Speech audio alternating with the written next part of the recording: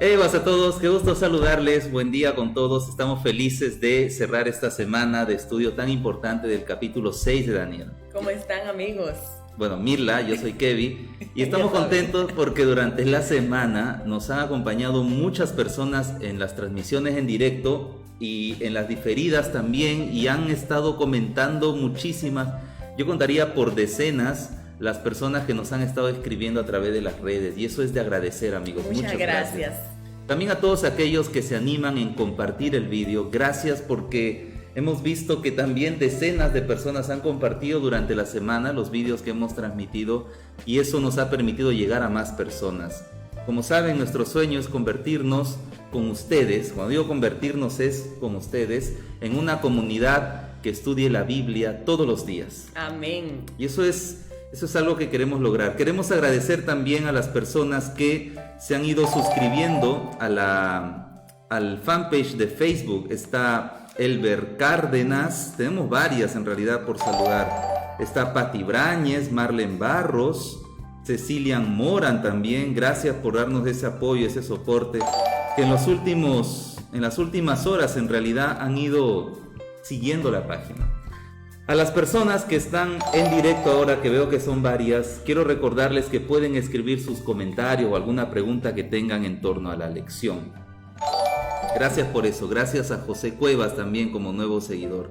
Vamos a la lección directamente. Vamos, amor. Vamos a la lección. A ver. Hoy es el repaso de toda la semana. De toda la semana. Hoy es viernes 14 de febrero, lección 7 para estudiar y meditar. Dice así. ¿Leo yo o lees tú? ¿Lees tú, amor? Ya, leo yo. La liberación de Daniel se registra en Hebreos 11. Sí, es cierto. La fe. Esta habla cierto. de la fe. Ajá. El denominado Salón de la Fama de la Fe.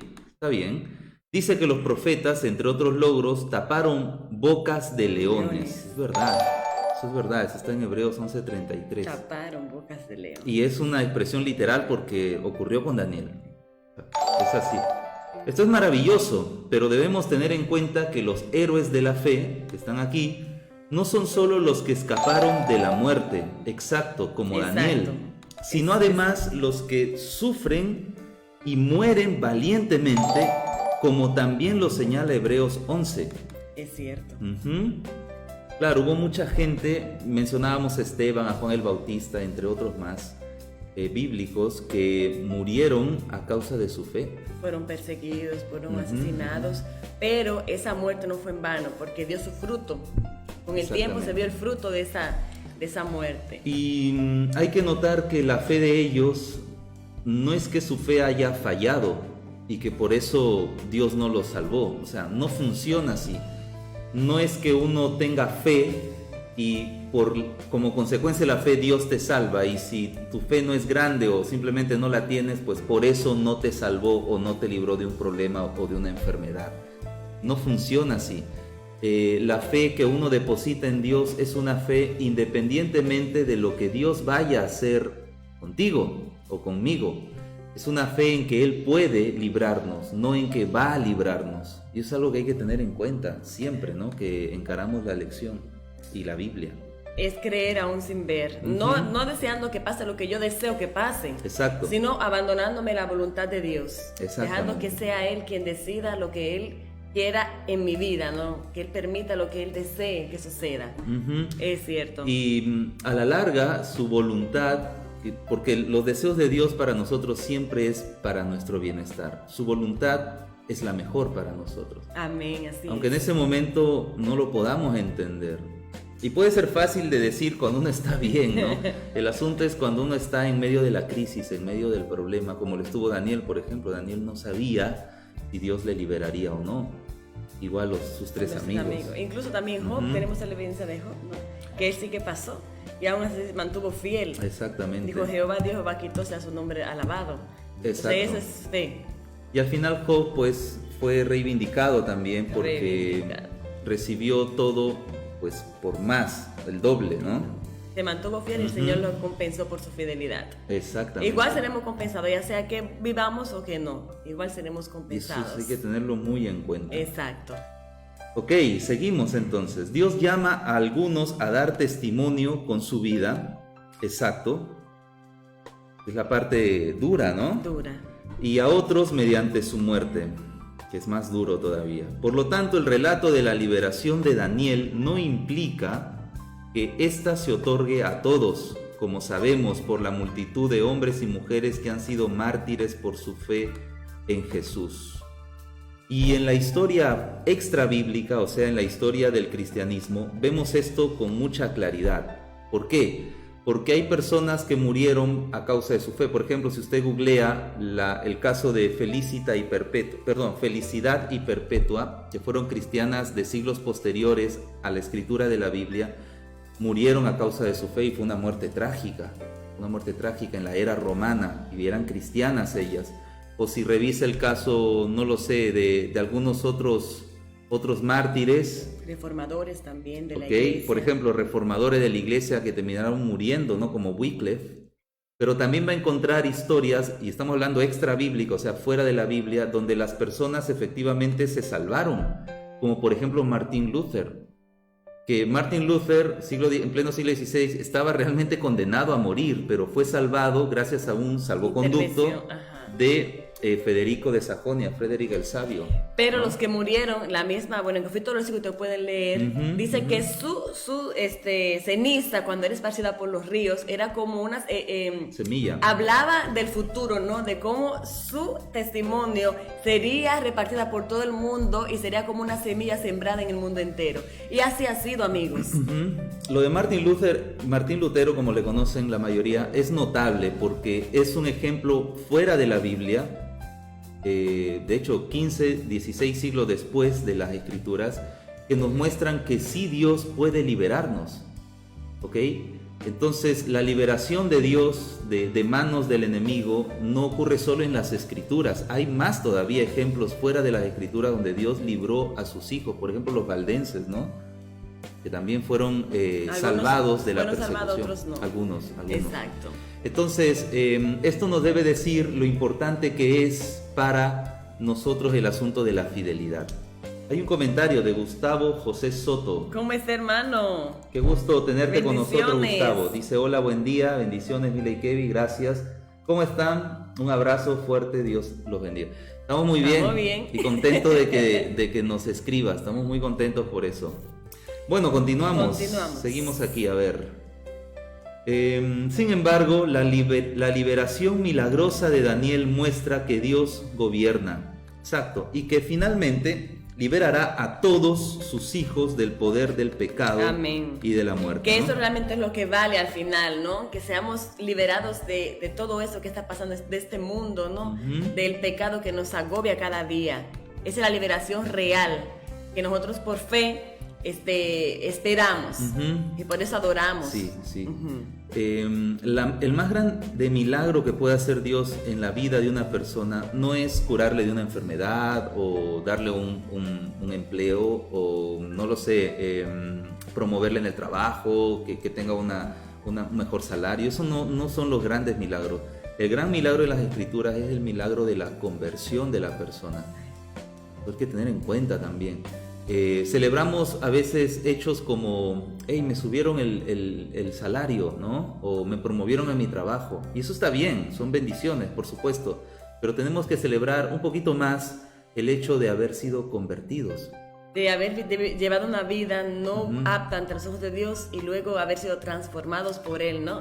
Ese cambio en la persona es un milagro real. Esos son los milagros. Porque uno no puede hacer el cambio por uno mismo. Eso solamente Dios puede hacerlo en el corazón de la persona. Solo Dios puede transformar al ser humano. Exactamente. Es cierto, amor. Exactamente. A ver, habíamos dejado una línea. Esto resultará claro en los próximos capítulos. Claro, que lo veremos luego. Vamos a ver. Preguntas para su clase de mañana. Sí, llévenlas a las clases de mañana. Dice, el novelista y filósofo francés Jean-Paul Sartre escribió cierta vez que la mejor manera de concebir el proyecto fundamental de la realidad humana, es decir, que el hombre es el ser cuyo proyecto es ser Dios. O sea, el proyecto del hombre es ser Dios. Bueno, ahí está pues la referencia. Dice la pregunta, ¿cómo nos ayuda esto a comprender al menos en cierto nivel por qué el rey cayó en la trampa? Claro. ¿Por qué todos, cualquiera que sea nuestra situación de vida, debemos tener cuidado con esa misma inclinación peligrosa, por más sutil que sea? ¿De qué otras maneras podríamos querer ser como Dios? Buena pregunta, sí, es cierto. Sí. Lo que el hombre siempre ha deseado es tener poder, ¿no? Grandeza, ser como Dios. Con razón el rey cayó. Eso lo vemos muy muy fuertemente en los artistas de televisión, los actores, también lo vemos fuertemente en los cantantes, ¿no? Presidentes, en los presidentes, gente que tiene poder, dueños de empresas, multinacionales. Multinacionales, latifundistas. Sí, eso se ve claramente porque llega un momento en que uno logra algo tan grande y humanamente plausible, ¿no? Que es difícil de conseguir o simplemente es una herencia a veces, y a veces hay personas que se sienten muy superior a otras. Y entonces se sienten con todo el poder y comienzan pues a hacer y deshacer. Hay casos, no quisiera mencionar a algunos artistas en concreto, pero hay casos muy puntuales de personas que prácticamente promovían la adoración a ellos mismos, ¿no? Ustedes pueden encontrar en la web, de hecho quizá conozcan, y eso es muy común porque el ego humano puede ser muy grande. Hay que tener cuidado porque también nosotros como cristianos muchas veces caemos también en esa trampa porque somos cristianos, pensamos que somos santos más que los demás, entonces tratamos a los que no lo son como nada, ¿no? Que yo soy santo y no, hermanos, solo Dios es el único santo. Dice el Señor fue a la tierra a ver si había alguno, ¿no? Y no encontró a nadie, dice el libro de Salmos. Entonces nosotros no somos santos, somos amados por Él, pero somos como trapo de inmundicia. Entonces tenemos que mantener siempre eso en nuestra mente para que Dios nos ayude a ser humildes y no ensalzarnos sobre los demás. Exacto. Tenemos aquí una pregunta de Yeli Chávez, un comentario de Yeli Chávez Morales, queremos leerlo. Hola, buen día, Mirla y Kevin.